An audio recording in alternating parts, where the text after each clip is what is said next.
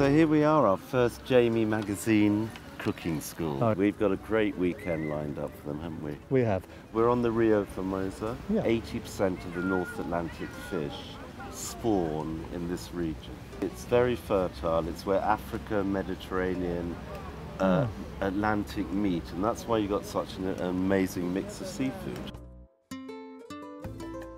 What they do here is grill fish mostly, and we're here to show everybody other ways to cook. There should be lots to do, but at the same time, Relax. just be relax, but be inspired. You should go home full of ideas, full of inspiration, also full of happy memories, Yeah. and maybe just try some new things. There are people of mixed abilities. The intentions are that people will be in teams of 2, and that each one will get going with a recipe. So we'll provide them with a recipe, but also I think you're going to encourage them to kind of, you know, to improvise a little bit as well, and to be creative with these great ingredients. Yeah. Yeah, I want to take them out of their comfort zone a bit. Most people buy a piece of fish in the supermarket, or they get their fishmonger to gut it. I'm getting people down and dirty. They're doing the scaling. They're cleaning an octopus, turning the head inside out. Everything is being cleaned. We're going to show them how to cook pesce spada, scabbard fish, aguia, scarfish. Don't forget, I want to show everybody how to cook razor clams, so they're not rubbery. Yeah. And we're obviously going to do spaghetti vongole. Well, you have to when you're here.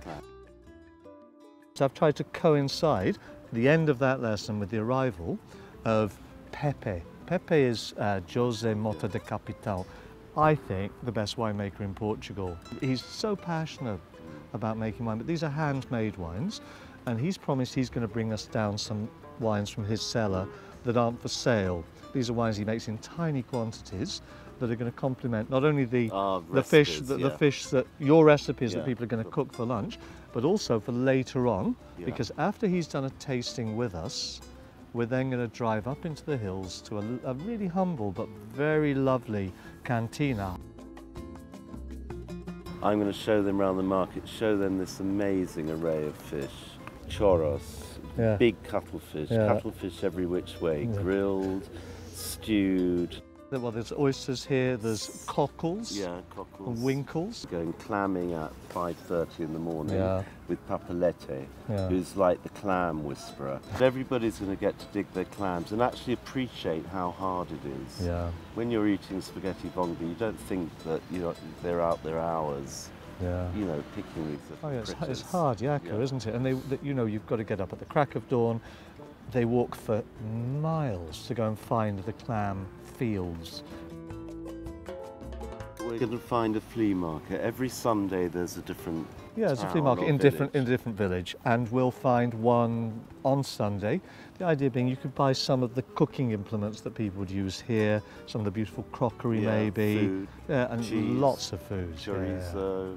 Even if you're like me, I'm going to take some fresh olives back to Cure in London, and taste the food you always get at these fieras, which is frango, which is grilled chicken, sauce, pork loin, sort of all done all crispy, lots of olives. Buy a few tomatoes, cut them up with some onions. Drink a couple of beers. And that's it. This is the first inaugural one, but we're planning these around the Mediterranean. We want to do one in Morocco, Istanbul, lots of different places. And also to come back here because it really lends itself, it's a food lover's place.